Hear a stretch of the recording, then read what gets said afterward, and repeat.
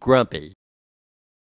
Riley had the pukes and Cadence had the craps, so that was my Tuesday night. Is this thing on? Are we getting ready to start? Yeah, we've been rolling. Oh, praise the Lord! Hello, I'm Kathy Legend, and welcome to a very special investigative episode of Legend on Legend. We are waiting to surprise our very special guest, a guest that took months to confirm this interview and has recently had second thoughts. She's been dodging me for days, not returning my phone calls or my emails, and I know she got them too because I asked for a read receipt. Well, we have finally located her, and we are getting ready to surprise her. But before we do that, let's take a look back at the... Target is on the move. Repeat, target is on the 410! Do you hear me? 410! Are we ready to make Emmy history? Oh, yeah! Let's do it! Ship on out, guys.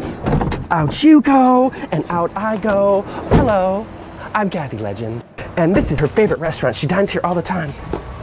Dinner for one, apparently. Legend on Legend, special investigative reports. Come on, dun dun dun. Hello. Josh. Is it that? It's that one. That one. No. It's locked. Oh, I know this place. All you have to do is pick it up and just shake it and it'll slide open. Liza! Kathy! Liza, is it true that our show is on hiatus because of your alcohol abuse? Kathy, please. Is it true that you were born with a tail? Get out of Is here. it true that you and Peter Fonda had a love child? Get out of here, Kathy. Is it true you stole earrings from Bianca Jagger at Studio 54? Liza, is it true? Get out of here. Liza, it smells like shit in there. Get out.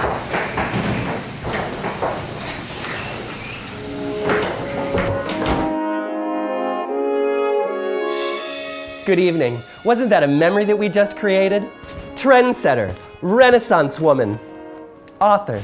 Tonight, a very special interview with my co-host from For Any Occasion, Ms. Liza Masterson. To say that she is a legend does not do her justice. I mean, you have to be of a certain age to make it on this program. Let's take a look at the life of this semi-talented on-air personality. Born Elizabeth Sarah Masterson, Liza knew at a young age that she wanted to be in show business. My father was a milkman and my mother was a housewife. Growing up, her hands, I just remember looking at them and thinking, my God, can't she put some cream on those? Cosmetology degree in hand, Liza set out for the bright lights of the big city. But work was hard to get. I met an agent through my boyfriend Peter, and he helped me land Winds of Passion. Oh, I can still smell the studio. Old Spice, chiclets, and sand. Liza, her talent strained to the limit, was cast as triplet sisters Randy, Reagan, and Rosie Reynolds. Liza remained in the roles for over a year until the show's untimely cancellation. Reagan is really my favorite. I mean, she's the real Liza. The Liza with a Z. Not that Liza. I know that Liza. And that Liza is a lovely woman. She's a lovely woman. But Reagan really is my favorite. That's where my pash is. To cope with her sudden unemployment, Liza squandered her time doing drugs and having nameless sex in the den of 70 Sin, Studio 54.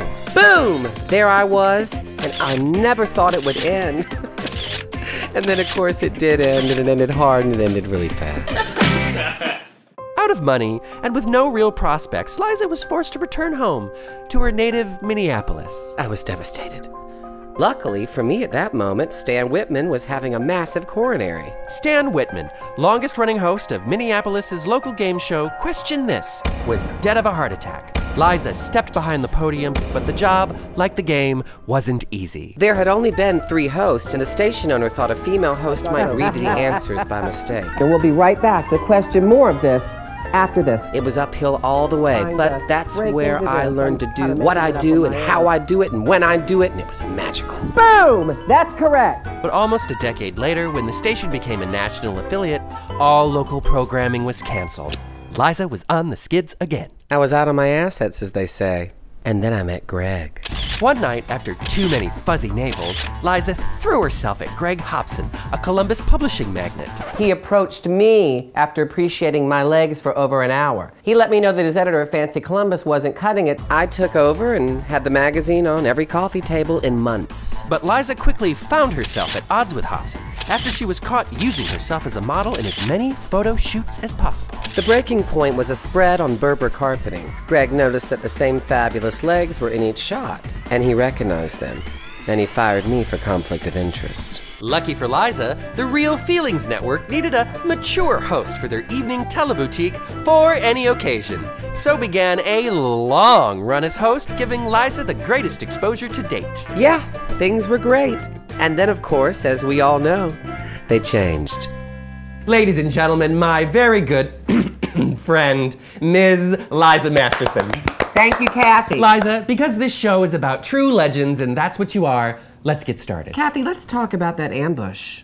Ambush? I'm sorry that I didn't get back to you, but is one unanswered email worth knocking down that bathroom door at Del Rey's when a woman of a certain age is on the commode with her matching panties and scarf? Well, if you had only acknowledged my existence. That's enough. We're here to discuss my new book, Living with Liza and Loving It. How to empower your inner goddess in 14 days or less. Page turner. Liza, let's talk about your relationship with Peter Fernda and why his sister hated you. He was wild and dynamic. I mean, we met and the fire was instant. As for June, I mean, you know, sometimes toast just wants to stay away from butter and just be dry. And I was that butter. Interesting. Liza, isn't it true that Stan Whitman actually had that heart attack while lying on top of you? Kathy, isn't it true? We're here to discuss my new book. Is that in your book? It's not. Then could you answer the question? The answer is no, and I didn't even know Stan Whitman. Well, the man upstairs knows for sure. Take it to the grave. Liza, in your new book, do you talk about the moment that you realized you were completely infertile? No, I don't. Then could you address it now? No, I can't. Liza, in your new book, do you talk about the chronic hair loss that comes with your type of alcoholism? Right. I touch on addiction. I touch on how to overcome self-deprivation in my new book. Could we delve into that addiction now, please? That's right. In my new book, Living with Liza and Loving It. Liza, in your new book, do you talk about the countless DUIs and the verbal assault on Katie Couric at Toys for Tots in 2001? All right, Couric has a mouth. What's the title of my new book? Have you read it? Of course! What is it? How to quit drinking and wake up to the Lord's trumpet. Why am I here? Anybody? If you're going to be so resistant to a couple of simple questions, I think we should just wrap this interview up. You think we should wrap it up? I demand an apology for your un-Christian-like attitude towards me. Oh, really? I was trying to help you. Well, fit. Well, isn't it just like you just come into the party, you piss all over the furniture, and then leave? I'm praying for you. I was trying to give you a fresh start. Oh, and you know what? All you're giving me today is a migraine. Living with Liza and Loving It. Christians are supposed to help the elderly.